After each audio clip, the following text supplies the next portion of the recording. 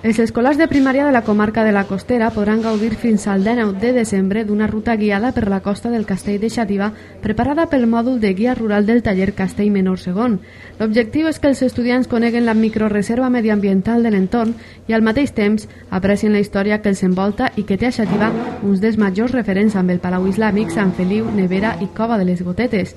En total, 25 escoles estan convidades a participar i per a facilitar l'aprenentatge, el taller ha confeccionat un plànol de l'excursió, activitats didàctiques i material en suport digital per als mestres. El material està confeccionat en valencià i en castellà i pretén aplicar els continguts de l'assignatura Coneixement del Medi amb un entorn més pròxim.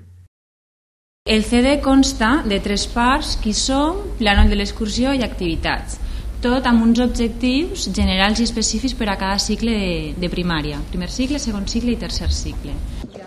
El contingut d'aquestes activitats ha estat supervisat per professors i el biòleg de l'Ajuntament de Xàtiva i, de moment, ja són 50 els menuts que han gaudit de la primera excursió. Ha sigut un contingut supervisat i molt treballat, tant per l'equip de docents que tenim al taller d'empleo com en el cas de la microreserva per el biòleg municipal, per Pepe Vera. Això ens dona una serietat en el treball i sobretot la possibilitat de que els centres tinguin una molt bona acollida, perquè és una manera de jugar,